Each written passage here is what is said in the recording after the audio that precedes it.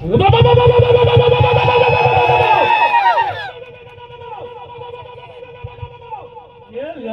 લેવી પડે લડી લેવી પડે આપણા હકવાળી લડાઈ લડી લેવી પડે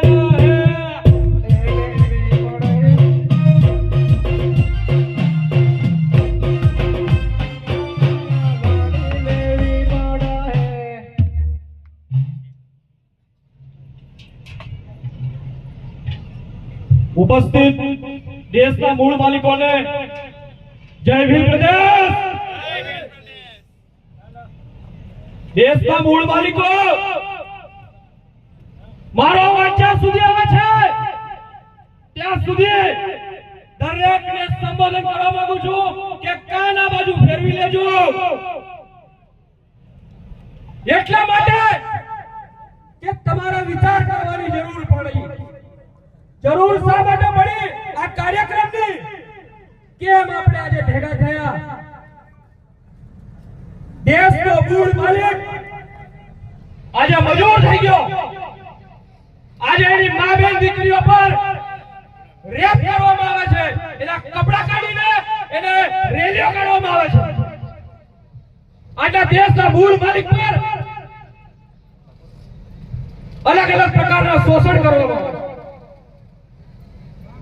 આપણે કહીએ જળ જંગલ જમીનના માલિક પણ કયું જળ કયું જંગલ અને કઈ જમીન કઈ લડાઈની વાત કરવાની છે કયા અધિકારોની વાત કરવાની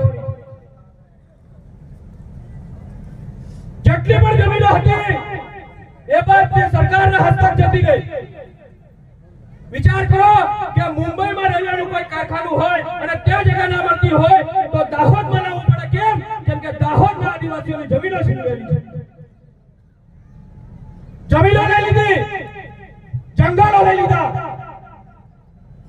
અને નદીઓ પર ડેમ બાંધી અને આપણા આદિવાસીઓને ઘર છોડા પડ્યા ગામ છોડા પડ્યા અને વિસ્થાપન કરવું પડ્યું આજે પણ જ્યાં ડેમ બન્યા છે ત્યાં જઈને જોઈ લો વસાહતો વસાવવી પડી એ લોકોને અત્યારે પણ મુઆવજો નથી મળ્યો એ લોકોને સરખી જમીન નથી મળી સરખું શિક્ષણ નથી મળ્યું સરખું સ્વાસ્થ્ય નથી મળ્યું અને પાયાની સુવિધાઓ પણ નથી મળી જ્યારે દેશના મૂળ માલિકને પાયાની સુવિધાઓ ના મળી હોય અને એવી પરિસ્થિતિમાં આપણે અધિકારોની વાત કરતા હોય તો એ બંધારણમાં આપ્યા તો અધિકાર બધા છે પરંતુ આપણને બધી એક નથી મળ્યો એક પણ નથી મળ્યો એને લેવા માટે તમારે અભ્યાસ કરવો પડશે તમારે એને જાણવું પડશે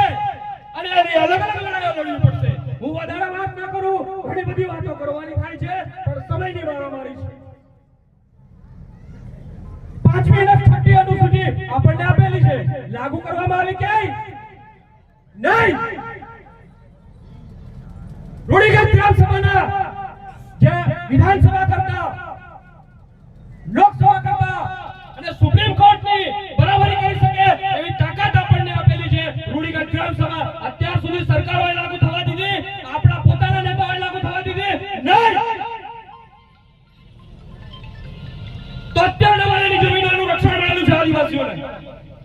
અને સૌથી મોટું કૌભાંડ આખા ગુજરાતમાં આપણા દાહોદમાં થઈ રહ્યું છે તો અત્યારે ડબલની જમીનો છીનવામાં આવી રહી છે પૈસા એક આપણા માટે લાગુ કરવામાં આવ્યો પણ એનો એક કે પણ અમલ લાગુ કરવામાં ન આવ્યો બંધારણમાં ઘણા બધા અધિકારો આપ્યા છે પરંતુ અત્યાર સુધી આપણે લાગુ નથી કરી શક્યા સુપ્રીમ કોર્ટ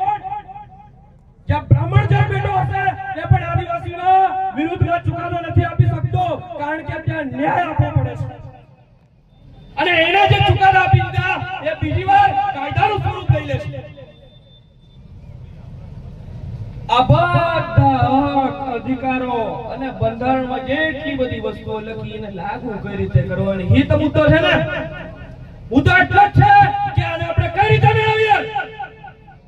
અને એના માટે ભીલ પ્રદેશનો નારો લાવવામાં આવ્યો છે દોસ્તો ભીલ પ્રદેશનો જ્યારે શરૂઆતમાં જોહાર શબ્દનો પ્રયોગ થોડો વધારે થવા લાગ્યો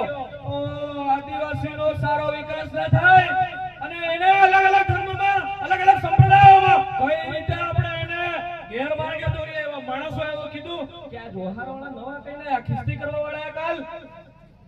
ખ્રિસ્તી છે એવું કરીને આપણા પર લાંછન લગાવવામાં આવ્યું પણ આપણા બાપ દાદાઓ જ્યારે ધાર નાખતા હોય કે ચાંદને પૂછતા હોય તો બાબા સાહેબ જોહાર એમ કહેતા કે કેટલા હા કે ના એટલું જ બોલો એ કેતેલા જોહાર નમો નથી આપણા બાપ દાદાઓ